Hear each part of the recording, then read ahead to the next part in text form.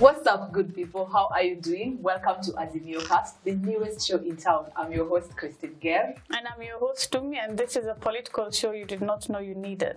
Juliet Nyabuta in the house. Hip hip. And Sarange Luis is my name.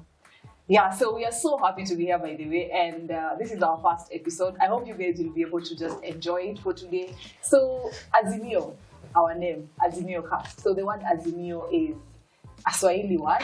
Yeah. And kuna mtu anajua maana yake inamaanisha nini in Swahili? I think it's more like the English version, maybe like a resolution. Like this is what we want to do. This is our resolution. Azimio letu ni blah. So it's like the way every year when you're starting years, you usually have goals. So you're working towards something. So Azimio is that movement where we're working towards unity, right? Yeah. Like we're trying to bring people together to be pamoja. At the end of it all, it's peace. And do you think like so far, because I think it's now a year of the Azimio journey on the campaign trail, do you think so far we have achieved that, like the goal of bringing Kenya together? Yes, I think if Baba can go to Rift Valley and it's all peaceful, it's even merrier. We are doing it. I'm from Eldoret. Nakwambia unatembea tao unaona stickers za Azimio uko tu zile za wow, like tumefika. By the way, tushafika baki tu State House too. We've achieved unity, I feel, and that's the objective. The objective, yeah. Let's move from politics. Yeah, okay. I mean, like I something. Oh, tell me, what are your pet peeves? I really don't like people who snore. There are people who just snore. For medical, I mean, I think the others who snore because they work. You don't fit in either, so I don't know why you snore. I work. No, but what else other than that? No, None. Maybe if you chew gum too loud, like, you know, when you're you're sitting in a hotel and then you see someone talking with their mouth open and then they're just chewing aggressively. But don't really know when they're chewing loud because you're in a zone. It's like like close your mouth. If you're chewing, like just trauma. Me, I have trauma. Like you don't know if you give us if you get them here and then you start talking, then when you be listening to someone talking, you'll be like, I mean, most likely I wouldn't tell you stop, but I'll just give you those eyes here. Choke on that thing. And so that's bold. Those are my pet peeves. It's like untidiness, for sure. I know. It's something I would really like. I really pick up on that. You're such a neat person. You know, like when you enter into someone's house, what's the first room you go into? I go to not.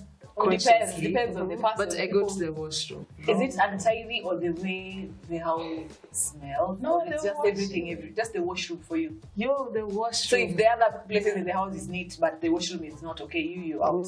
I won't judge an untidy mess. You know, you have clothes sometimes around. But the toilet, bro. For me, my pet peeves are two L's. One is I don't like liars. And I don't like lazy people. There's this thing of when you're working, there are always people somewhere who want you to be giving them. Yes, you can help. It's good to help and give back to help your people and raise it. But not that people are just seated, they're just waiting at the end of the month. Like now, I mean, this is end month, so they just want to ask for money. Like, hakuna kitu wanafanyanga na maisha. All they just want to do is. Do you think that is part of like the African values? You know, the way we only support each other, so you give.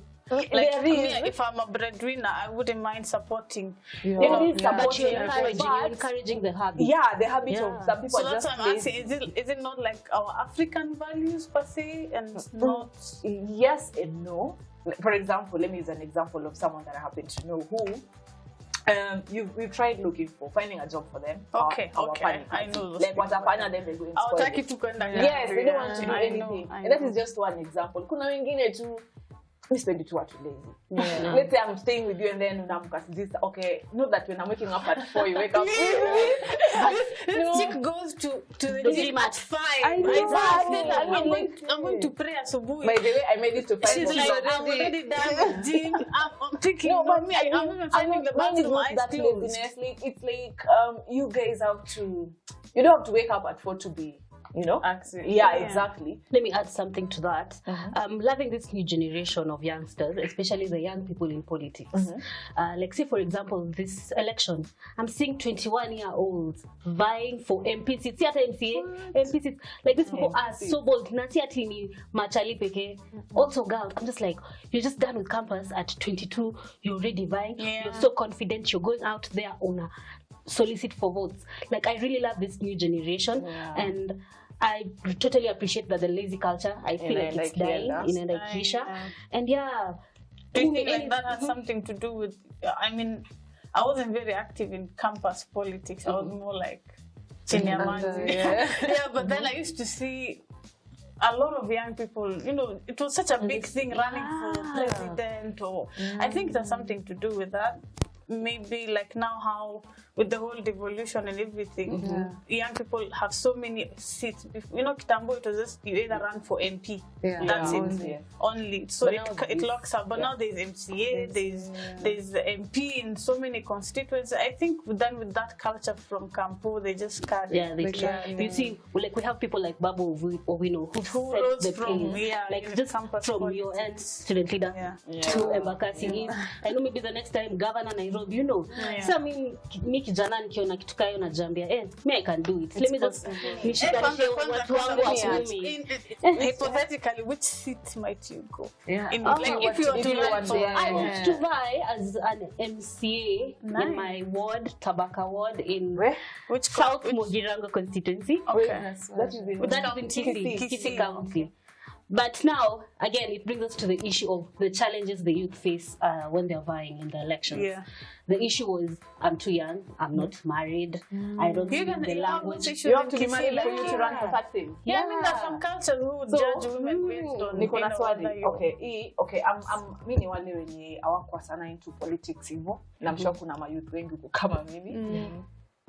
Sisi kama ni right kuuliza hii swali hapa, lakini babu alikuwa amewaba hizo tema, alikuwa anafanya hii maneno ya kura. But you see, babu is a man. Whether he's married why or is not, it that nobody now would for care. a lady you have to be married for you to... That's now that's exactly What I was told that's exactly where the topic should be. Why are women judged based on if she's married, if she has kids? Like if I want to run for office today, Mimi as Umi, knowing my village, I'll have to go through so many loopholes and I mean escape so many hurdles before I get there. Because they'd be like, okay, wewe hauna bwana, leta bwana kwanza. It's like a judge. How they contribute. So let me tell you, when you go to the kamkunji ya wanawake, watasema hapana, hatutaki kumsikiza, atatuibia bwana zetu. Like that is what they'll tell you.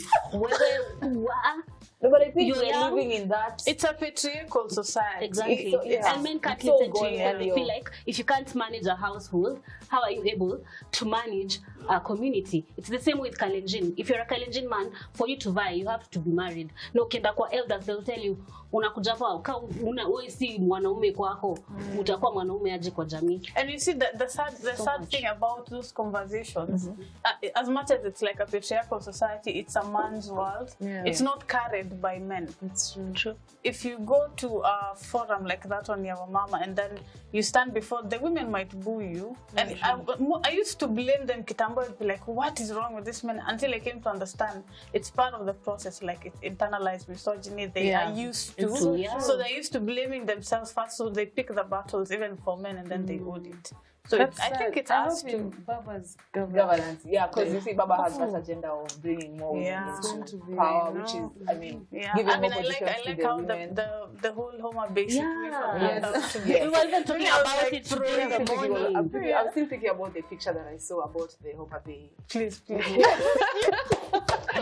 We will not discuss that here.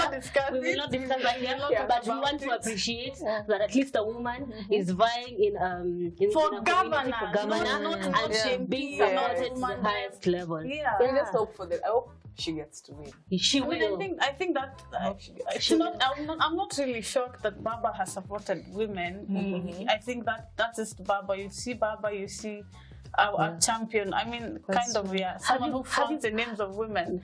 But the fact that we have a woman governor, you know, if it's from Central, women out there bold, they're courageous. But now come to societies like, you know, Nyanza, Luo areas where I feel like their cultures are like ours, very close. And then it's a woman governor. That opens a trend to the next 10 years. Did you say that our culture is women are like closed cultures. Like But they're still not open to the concept of Baba during the rallies, he walks around with a clique of women. Like it's the women who are pushing him.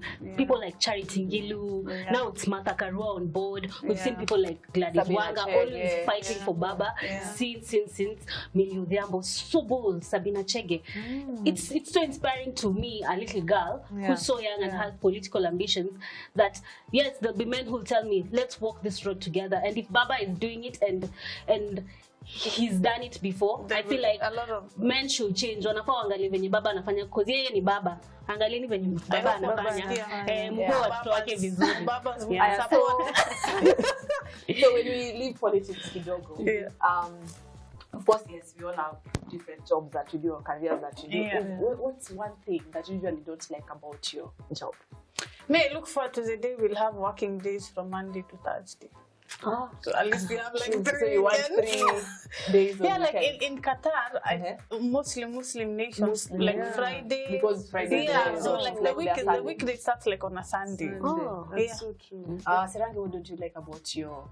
I might bring us back to what we were talking, but the fact that you're a woman, it's just so hard for you in any working environment. Things we don't talk about, but I know what you're talking our about. interactions. What are you like? What is it? We're in a safe space. Actually, I've noticed she's reading something about women and power. And I'm loving this book. I saw it somewhere. Someone reviewed it vizuri. Kindly tell us more about it. This book is actually interesting. I read it and I liked it. At least I learned a few things about women and power from where it started. So things like whatever you said that women are not being allowed given. It started from way back. So it's like we're fighting battles that zilikuwa back in the day. So right now at least we're at a better place compared to actually like Women's Month. It was breaking the bias, and we are breaking it. As you can see, Azimio is already breaking it by pushing for Gladys Wanga, and I hope they push for more women. Let me add it to the State House, and I'm hoping probably maybe as the running mate will be a woman or maybe the speaker. I said I might bring us back, but other than I don't feel like it's okay now. We can have more spaces in organizations, which is okay. We have like ways we can fight for our gender if assaulted. I think when people talk of women leadership, everybody thinks politics. Yeah, true. But there's a corporate, there's a business, there's so much around it. Yes. So what's this one thing that you don't like about your kuamka asubuhi? Let me tell you something. Me, I stay in Rongai. Our offices are somewhere around Westlands. Now and people are telling me buy a house nikwange na galo hadi huko alafu naiacha hapo kwa compound na kula nyasi. But Rongai, see, that's already compete with the horses because they like where and they're loud. But you know, I have to wake up because I'm a creative too. I have to wake up very early. By the time I'm getting to work, I'm just like, where? Working from railways to audio. There's this comedian, I don't know if you guys have seen it. This guy who took a selfie before their bus, and then the next thing, the bus got into an accident. I don't know if you've seen that. Yeah, I've seen that me. That's how Hungarian people. No, I've never seen There's that. so much dust on there. Maybe I'll take a picture from you. I'll show you. It was trending on Twitter, I think, Tambu, last year. So for me, you should join Twitter, by the way. I am on Twitter. I'm on Twitter. I have like 21 strong followers. Congratulations. No, leave cuddles out of this. So what I don't like about my work is that sometimes, because I find myself behind the camera, not in front of camera sometimes. So when you're behind the camera, the people that you're shooting, like now, we are being shot right now.